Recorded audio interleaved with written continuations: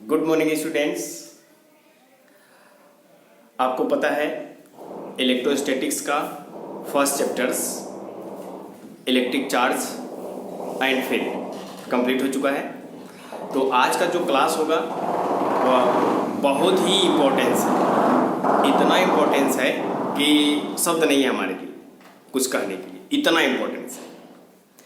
और ये आपके बोर्ड एग्ज़ाम्स के लिए इम्पोर्टेंस है, यहाँ तक कि आईआईटी मेंस यानी जेई मेंस हो गया आपका, नीट के लिए, यानी बहुत बहुत बहुत इम्पोर्टेंस है।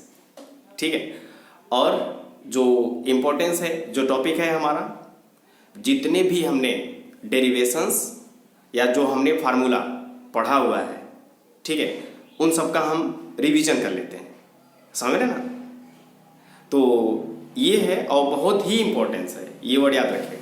ठीक है, आइए देखते हैं कितना इम्पोर्टेंस है और हमने क्या क्या पढ़ा हुआ है, क्या सीखा है। आप भी अपने आप से इवैल्यूएशंस करते रहिए कि हमने आज पढ़ा, अभी तक पढ़ा क्या। क्लियर? ओके, तो आइए शुरू करते हैं। हमारा है फर्स्ट जो हमने पढ़ा हुआ है इलेक्ट्रिक चार्ज। तो इलेक्ट्रिक चार्ज क्या है आपको पता है।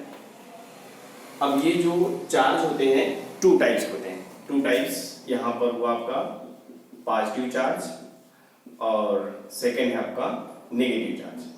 ये है ना, चार्ज को स्मॉल क्यू या कैपिटल क्यू से आप डिनोट करते हो। अब उसके यूनिट एंड डायमेंशंस पर आते हैं। यूनिट और डायमेंशंस क्या है? यूनिट इन सीजीएस सिस्टम में टू टाइप्स के हैं। फर्स्ट है स्टेट कूलम्ब, स्टेट सी से डिनोट करते हैं, या फिर इसी को बोलते हैं फ्रैंकलिन, एफ आर से डिनोट करते हैं, या फिर इसी को बोलते हैं electrostatics unit of charge ESU। Clear है? तो ये हमारे सीजीएस यूनिट के फर्स्ट टाइप था। और 1 ESU और 1 फ्रैंकलिन और 1 स्टेट कूलम्ब लगभग इक्वल होता है 3.33 इंटू 10⁻10 कूलम्ब। सेकेंड है सीजीएस सिस्टम्स में ही electromagnetic unit of charge 1 EMU is equal to 10 coulomb. Clear है? Unit in EMKS RSI systems में चार्ज की यूनिट क्या है सबको पता है, coulombs is SI unit of charge. 1 faraday equal to 96500 coulombs. जो कूलम्ब्स है एक छोटी यूनिट होती है चार्ज की, बट बड़ी यूनिट क्या है, कूलम्ब। क्लियर है? Dimensions of charge, charge Q is equal to IT जानते हैं। I फॉर करंट है आपका, T फॉर टाइम है और ये Q चार्ज है। तो इसका डायमेंशंस A फॉर करंट का डायमेंशंस, T फॉर टाइम का करंट, AT। अब चार्ज पर आते हैं। तो चार्ज हमारा कैसा था, रेस्ट में होगा तो इलेक्ट्रिक फील्ड केवल बनाएगा, और मोशन में होगा तो मोशन हमारा दो तरीके से हुआ। कौन कौन सा मोशन? यूनिफॉर्म मोशन जिसमें एक्सेलरेशन 0 होता है, वह इलेक्ट्रिक फील्ड और मैग्नेटिक फील्ड बनाता है। Clear? Second non uniform motions में होगा चार्ज, तो क्या होगा, एक्सेलरेशन हमारा कुछ न कुछ जरूर होगा, समझ रहे ना। तो उसमें इलेक्ट्रिक फील्ड भी होगा, मैग्नेटिक फील्ड भी होगा, इलेक्ट्रोमैग्नेटिक वेव भी होगा। से क्लियर है? ओके। तो charge of electrons 1.6 into 10⁻19 coulomb. Mass of electrons 9.1 into 10⁻31 kg। Basic properties of electric charge पढ़ा हुआ है। पहला है एडिटिविटी। एडिशन चार्ज का हम कैसे करते हैं, ये हमारा है सिंपल अलजेब्रा का addition. Plus 2Q minus 6Q minus 2Q plus 9Q।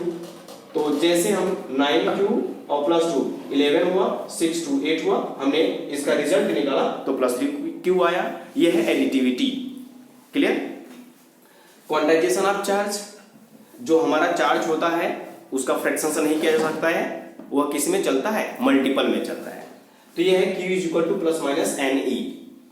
Q net charge है आपका, नंबर ऑफ इलेक्ट्रॉन्स हैं, और E है आपका charge of electrons 1.6 into 10⁻19 coulomb.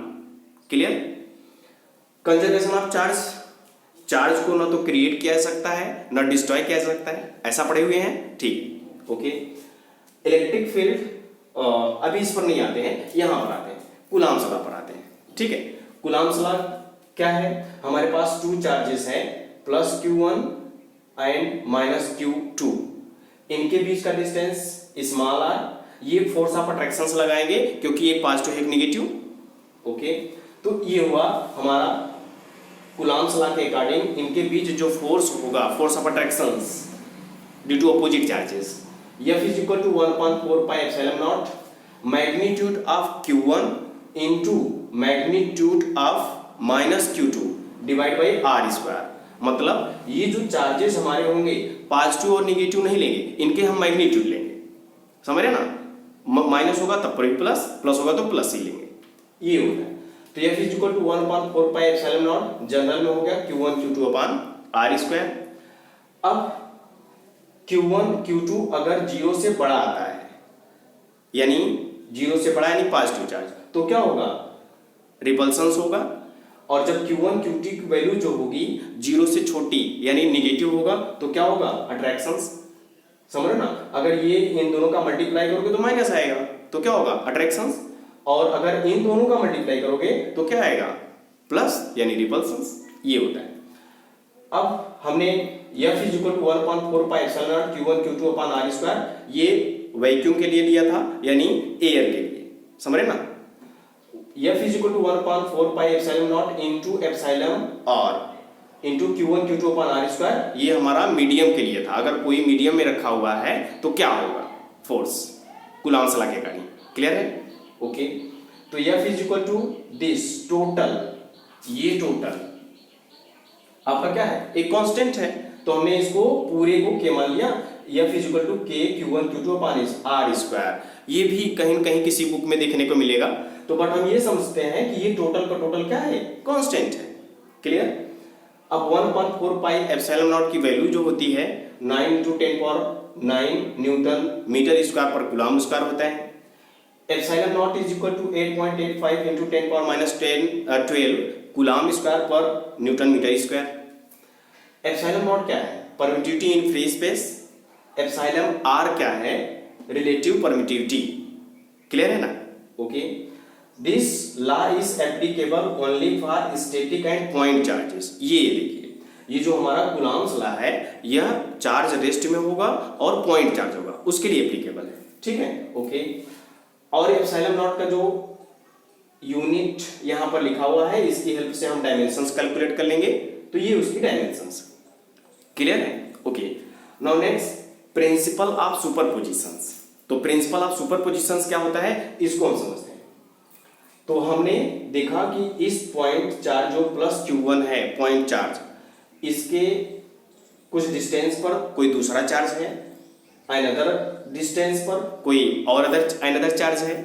तो इस पॉइंट पर जो नेट फोर्स होगा वह क्या होगा?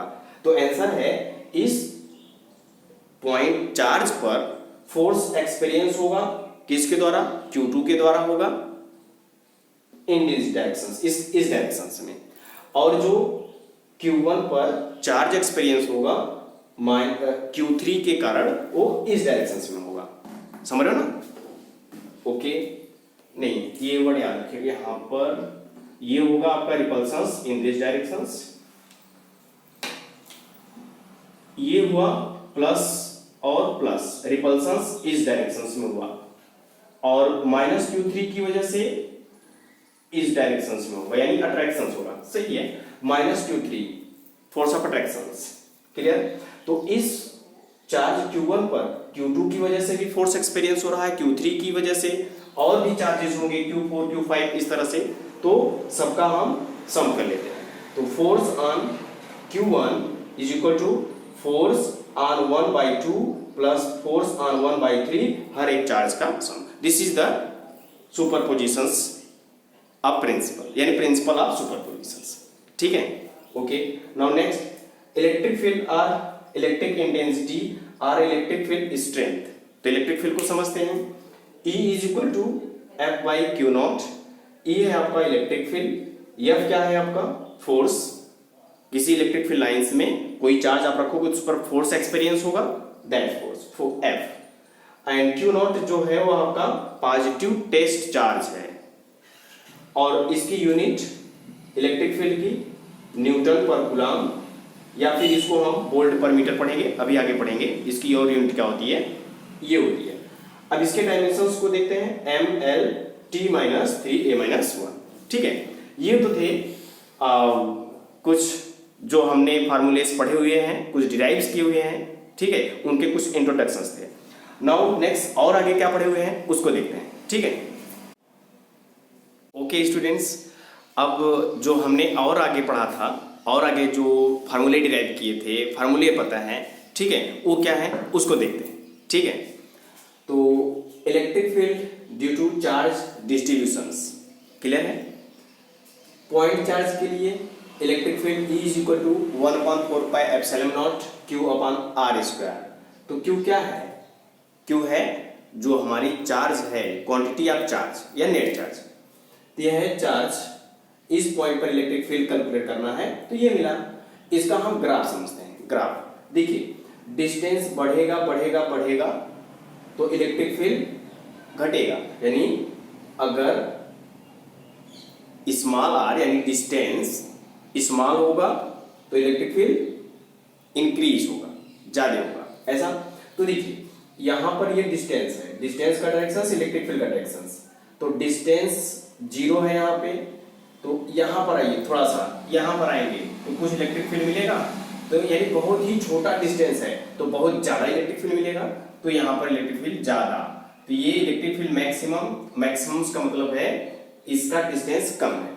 तो distance small, electric field increase, तो डिस्टेंस इंक्रीज हो रहा है, इंक्रीज हो रहा है, और इलेक्ट्रिक फील्ड डिक्रीज हो रहा है। ये इसका ग्राफ है, क्लियर है। Linear distributions or linear charge density का फॉर्मूला पढ़ा थे। तो E is equal to lambda upon 4 pi epsilon naught integration of dl upon r square, ऐसा पढ़े थे लीनियर्स के लिए। ठीक है, तो यहाँ पे हमने एक सपोज किया कि ये जो हमारा लीनियर है जिस पर चार्ज प्लस q इस तरह से है, और जो पॉइंट P है x एक्सिस पर है, x डिस्टेंस पर परपेंडिकुलर डिस्टेंस है ये। ठीक है, अब ये जो लेंथ है, इस लेंथ का हमको इलेक्ट्रिक फील्ड कैलकुलेट करना है। ठीक है, तो हमको इस dl को इंटीग्रेट करना पड़ेगा, dl यानी इस लेंथ को इंटीग्रेट करना पड़ेगा। कहां से कहां तक, आंसर है -a से +a तक। जब इंटीग्रेट करोगे तो ये रहा लेम्डा। लेम्डा क्या है, charge per unit length, x क्या है, distance of x axis at point P। तो जब हम -a से +a इंटीग्रेट करेंगे, -a से +a इंटीग्रेट करोगे, ठीक है, तो यहाँ पे जब इसको सॉल्यूशंस करोगे तो हमको मिलेगा electric field E is equal to Q upon 4 pi epsilon naught into x into n square root x square plus a square, ये मिलेगा। ठीक है, अब उसके बाद इसमें दो कंडीशंस हमारी होती है। ये हमारा इलेक्ट्रिक फील्ड हुआ, first x much much greater than a, तो यहां से E is equal to 1/4 pi epsilon naught Q upon x square मिलेगा। ठीक है, और सेकंड है x much much less than a, तो क्या मिलेगा, electric field E is equal to lambda upon 2 pi epsilon naught into x। समझ रहे हो ना। तो ये जो फार्मूले हैं ये हमने देखा जेई मेंस और नीट में जो प्रीवियस ईयर्स क्वेश्चंस आए हुए हैं उनके अकॉर्डिंग सारे फार्मूले हम दिए हुए हैं और सबको हमने डिराइव भी करवाया है, क्लियर है ना, इसलिए इंपॉर्टेंस है। ठीक है, तो अब एरियल डिस्ट्रीब्यूशंस के लिए, तो एरियल डिस्ट्रीब्यूशंस के लिए E is equal to sigma upon 4 pi epsilon naught integration of surface integral ds upon r square. Sigma क्या है, चार्ज पर यूनिट एरिया है, और r क्या है, डिस्टेंस उस पॉइंट का जहां पर हमको इलेक्ट्रिक फील्ड कैलकुलेट करना है, क्लियर। वैल्यूमेट्रिक डिस्ट्रीब्यूशंस भी हमने पढ़ा हुआ है इसी तरीके से। Electric field is equal to rho upon 4 pi epsilon naught integration of dv upon r square. Rho क्या है, charge per unit value, clear है ना। ठीक है, चार्ज कंडक्टिंग स्फीयर अभी अभी कल ही पढ़े थे। ठीक है, इसको देखते हैं। ये देखिए, एक हमारा स्फीयर है, वो भी कैसा है, कंडक्टिंग स्फीयर है, तो उस पर जो चार्ज डिस्ट्रीब्यूशंस होंगे ऑन द सरफेस, तो इनसाइड चार्ज होंगे क्या, नहीं होंगे। ओके, तो इसको हमने डिटेल्स में पढ़ा था। तो ये फर्स्ट हमारा था, अगर C पर पॉइंट P है तो इस पर इलेक्ट्रिक फील्ड क्या होगा, outside of sphere.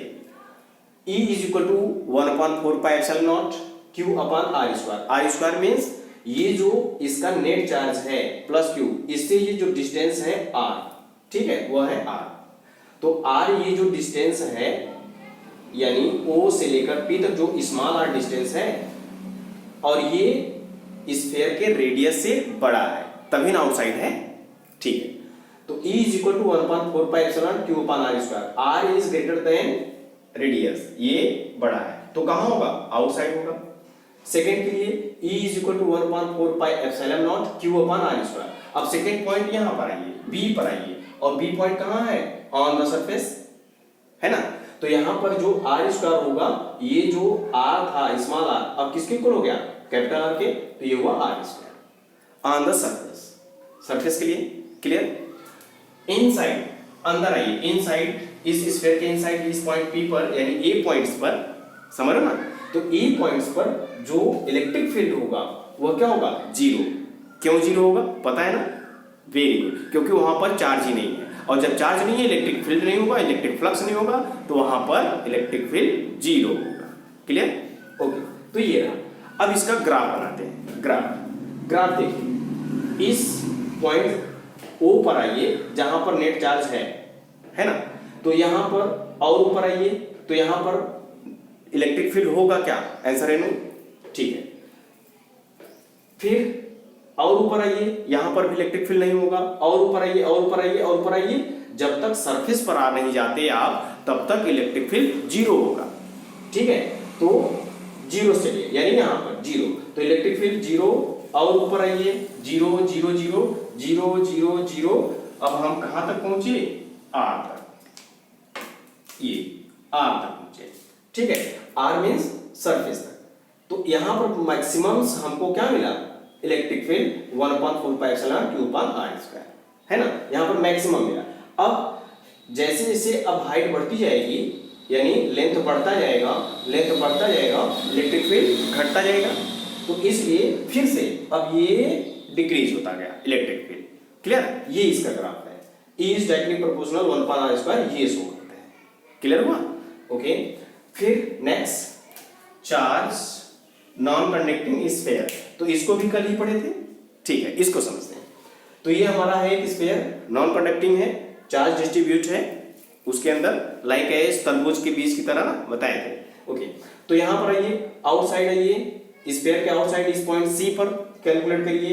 E is equal to 1/4 pi epsilon naught Q upon R square. R is greater than R, मतलब इस रेडियस, सब स्फीयर के रेडियस से ये डिस्टेंस बड़ा है, तो आउटसाइड होगा, ये हुआ आउटसाइड, तो ये इलेक्ट्रिक फील्ड होगा. फिर से on the surface of sphere, R equals to R, radius के बराबर हो गया वो डिस्टेंस जिस पॉइंट पर इलेक्ट्रिक फील्ड कैलकुलेट करना है. तो E is equal to 1/4 pi epsilon naught Q upon R square. Clear है ना, ओके. तो E is equal to 1/4 pi epsilon naught Q R upon R cube inside the sphere. Inside sphere पर जो electric field होगा Q R upon R cube 1/4 pi, ये हुआ inside. कल हमने क्या बताया था, E is equal to rho into R upon 3 epsilon, ये भी होगा और ये भी होगा, समझ रहे हो ना. जब रो की वैल्यू आप रखोगे, डेंसिटी की वैल्यू रखोगे, समझ रहे हो ना, तो वहां पर हमको ये रिजल्ट मिलेगा. क्लियर. अब रो क्या है, वैल्यूम है, तो charge per unit value. Clear, okay. ये रहा. फिर आते हैं इलेक्ट्रिक फील्ड लाइंस पर. तो इलेक्ट्रिक फील्ड लाइंस बहुत बहुत बहुत इंपॉर्टेंस है, और जितने भी हमने इलेक्ट्रिक फील्ड लाइंस के बारे में बताया था, ये ओरिजिनेट होता है पॉजिटिव से और एलिमिनेट हो जाता है निगेटिव पर. तो 5-6 आपको पॉइंट्स बताए थे इलेक्ट्रिक फील्ड लाइंस के, बहुत बहुत बहुत इंपॉर्टेंस है. और जो फिगर्स हमने ड्रा करवाया था क्लास में, तो फिगर्स जो थे वे एग्जैक्ट कभी कभी नीट के और एम्स और फिर उसके बाद जो आपका जेईई मेंस है उसमें कभी कभी फिगर ही आपको दे देता है और पूछता है कि कौन सा सही है. जब तक आपको इलेक्ट्रिक फील्ड लाइंस के जो हमने 5-7 स्टेप्स बताए थे, उसकी प्रॉपर्टीज बताया था, उसको आप नहीं समझोगे, नहीं कर पाओगे. समझ रहे ना, बहुत इजी था, उसको समझिए. Electric dipole. अब इलेक्ट्रिक डाइपोल क्या होता है उसको समझिए. डाइपोल मीन्स पॉजिटिव निगेटिव ऐसा था, उनके बीच का डिस्टेंस 2l है, negative to positive. P is equal to 2ql। तो अब देखिए dipole moment, P dipole moment है, डाइपोल मोमेंट को डिफाइन करना चाहोगे कैसे? प्रोडक्ट ऑफ चार्ज, यानी कोई एक चार्ज लीजिए, समझ रहे ना, उसका मैग्नीट्यूड या कोई एक चार्ज लीजिए, अब उसका मल्टीप्लाई करिए इन दोनों के बीच के डिस्टेंस का। अब यहां पर 2l है, तो क्वेश्चंस कभी आता है लेंथ दिया है तो हम 2ql लगा लेते हैं, है ना, ये गड़बड़ हो जाता है। तो हमारा वो ऑलरेडी 2l रहता है, जो लेंथ डिफरेंस रहता है क्वेश्चंस में, न्यूमेरिकल्स में, उसको ध्यान देना पड़ता है, 2l ही होता है। थोड़ा क्वेश्चंस को समझिएगा, आ जाएगा, इस पर बेस हम न्यूमेरिकल्स कराएंगे, ठीक है। P is equal to 2ql, ये हुआ। P आपका डाइपोल मोमेंट है, 2l है distance between them, clear. Q है आपका मैग्नीट्यूड ऑफ एनी चार्ज, कोई भी एक चार्ज ले लो उसका मैग्नीट्यूड, ठीक है।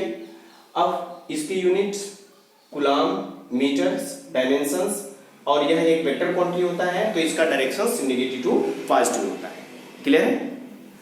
ओके, तो कितने मिनट में? 21। तो आज के लिए बस इतना ही। अब कुछ फार्मूले और बचे हुए हैं, उसको हम कल करते हैं, ठीक है। थैंक यू, नोट कर लीजिएगा।